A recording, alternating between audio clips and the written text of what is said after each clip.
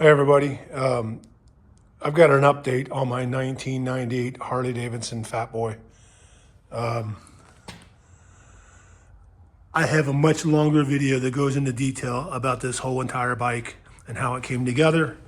I've had it about over 5 years now, and originally this was my daily rider. This is my only bike for a few minutes.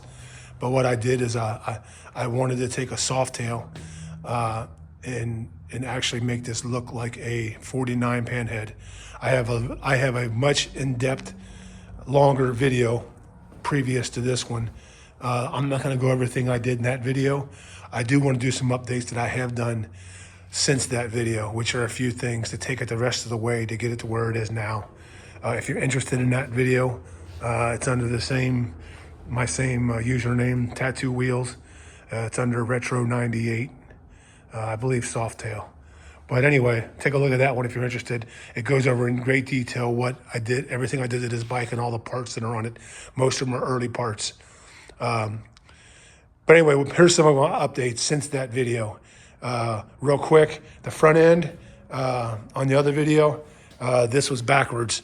These were stock cast, or just polished. And then I have black powder coat tins, lowers, and the headlight cover that was powder coated black. Since then, I had some time, so what I did is I switched these back to what they were supposed to be, which would have been polished, and then I painted the lowers black, which 49 was the only year they had black lowers. So that would have been correct. So now that is correct. I couldn't see me not doing it when everything else looked period correct, so it bothered me, so I went ahead and did that. Also, what I did is I updated the turn signals. I had some early 70s guide turn signals on there, and then I went ahead and just did the 49 guide bullet style turn signals, front and back. And on the back, did the 49 license plate bracket turn signal. These aren't guides, they're aftermarket, but they got the right look. They're crusty. Also found a cool little license plate frame. I reside in Indiana, but I'm from Cincinnati, so I like the way they spell classic on here. So I kind of had a good crusty look, and it's kind of vintage, so I put that on there. And I think I added the white mud flap, which is practical. Also added the seat lights, which you would have seen on a lot of these running lights. Since these are turn signals, the only running light I have is a single filament brake light, which is bright, but if I lose it or I want more lighting, what I did is I just added the seat turn signals with the correct stems that would have been on there, glass lenses. All the lenses on here are glass, which I like. And they do work, and I'll turn them on in a minute. The other thing I updated was, probably wasn't a big deal, but I painted the Speedo console dash, because to be correct, it would have been black or red depending on the color of the bike. So I wanted to take it the rest of the way. Painted that. And then what else? The other thing I did is I updated the handlebars. I was torn on doing this because I had to figure out how to make the front brakes work. I wanted a mechanical brake, but I wanted to keep my hydraulic brakes. But I wanted a mechanical brake hand lever. I wanted to clean up all the cables, the big fat black housings for the turn signals, the big block ones. Didn't want those on there, and I didn't want to see the Speedo cables going down, or the throttle cables going down. So this is a two-piece bar from like early shovelhead and up, through early 70s. Painthead would have had a one-piece bar, but to get that to work, first of all, the distance between the risers, you couldn't get a one-piece bar to work because the center is a lot wider than what it is on Softail. So I did find these are real Harley Davidson two-piece bars. They're crusty, they have the right look, and they had all the buttons. I had to update some of the switches, but they have all the switches work exactly how they're supposed to and what they're supposed to go to. updated the round mirrors, which would have been early panhead style.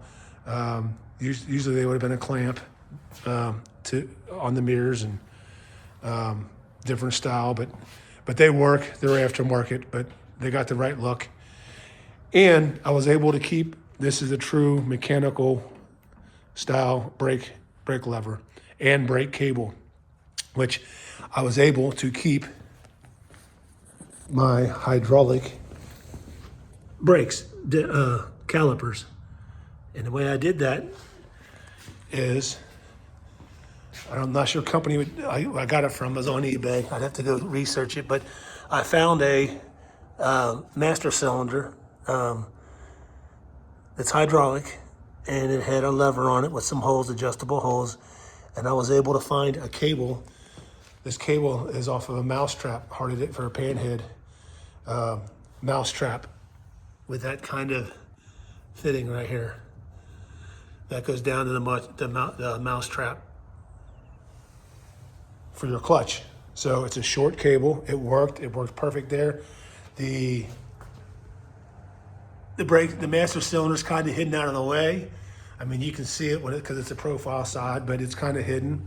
But it also shows the intricacy of how it works. So it does work too. I was able to keep it hydraulic and using a mechanical lever. So it looks really good. Looks like that's what's supposed to be, how it was. And also the other thing I did is I ran a toggle switch to have no electric when the ignition's on. When I'm running, if I want to run with no lights, like true to what it would have been, I just run a toggle switch to where all my electric now and running lights, they're just on the toggle switch. So at night, I can flip the toggle switch. I got running lights there, and there's your running light there, plus my brake light. Since these are true turn signals, I wanted some running lights, so I wanted extra running lights. So not only do they look good, they're purposeful, but that's usually what would have been on them. They look really good. And then just to show you all the horn, it actually works. You got your high-low, actually works. Turn signals, I got a two-piece switch, a three-position switch where the turn signals actually work. You know, the old glass guide-looking lights. And the only difference is the turn signals, there's a three-position switch, which would have been in it. The only difference is that these turn signals run on a flasher instead of the RPMs or the transmission, because it's a digital speedometer. It now runs off a flasher. I just bypassed those.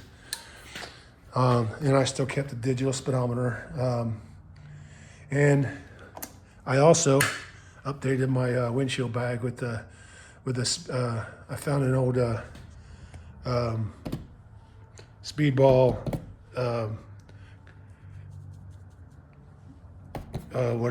For your saddlebags. It was a weighted saddlebag, had two of those on there, and decor, and just put a little license plate jewel in the middle of it, kind of dressed it up a little bit. And yeah, I think that's most of my updates. Now it's kind of where it's going to be. It's kind of complete. Obviously, I have an Evolution motor and an 80-inch with a 5-speed transmission with a kicker that does work. All that stuff is addressed in my other video if you're interested in looking at it. Some people think I'm crazy for taking the modernization out of a 98 Softail where they made it better and went backwards, but it's kind of fun. It's not my only bike I have. So it's, I do ride this one a lot, but I like earning it and it's fun to ride. If you can't be lazy and ride this bike, you got to have a little effort to it because, obviously it's foot clutch, tank shift, and now you have, you don't have a return on your throttle. It just stays open, but I'm used to doing that on my other bikes. So, You got to be patient, and you kind of got to earn this ride, which is what I kind of like. It's kind of why I like the older bikes. You got to earn it. It's not, things are going to come along that you got to figure out. That's what's kind of fun about riding them. In this one here, when I ride with a lot of my guys that have panheads and knuckleheads, I'm not kidding you when I say, and they'll tell you, I get just as many. They'll come over to this bike, and first of all, they think it's a panhead until they get up close to it. Obviously, when they see the motor, and obviously you see the the struts on the fender, and it's a Softail, but it gets so much more reaction because of what it is, because of how close it really resembles what I want it to resemble.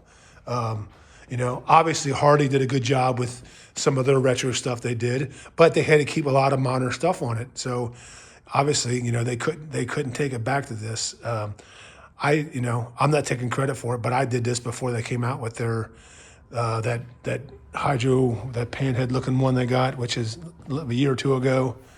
But I've been around old bikes for a long time, and I know I got a vision of what this one was supposed to look like, and I had a lot of parts already because I go to a lot of swap meets. So this took about 2 years of chasing parts and constantly adding stuff to it to get it where I where I wanted it. So anyway, if you're interested in my other video, I go into much more greater detail, like the bags, the brackets that are just there for looks, but they look like they belong. Some other stuff. If you want to see how, I converted a chain instead of belt to be more realistic, it explains why I did that. The kicker does work, and it's a fun bike to ride. So please look at my other video if you want to check that one out. It's titled 98 Retro Softail, I think, but it's under tattoo wheels. I've got a few videos out there, nothing big. I just like showing my bikes off, and when I did some research, to look at some of the stuff's not out there. So when I do find something, I do like, knowing how to do something. So I just thought I'd pay it forward and show people what I did, and hopefully I inspire someone else. So lastly, I keep promising I'm going to do a video. I got a 07 Road King that I did the same thing with. I made it look like a 71 FLH. And it's got a lot of earlier parts on it. I'll just give you a quick look at it. But I think I'm going to do a video on that one next soon. That's my daily rider. And that one gets a lot of good looks too. But I might do a video on that one. I did the same thing. So all the bikes I got are either old or they're made to look old with a little bit of reliability. And that's the other thing I like about this one, is it is reliable. So far, it don't leak oil. But anyway, that's my time. That's my video. Hope you enjoyed it. Ride safe. Thanks for watching.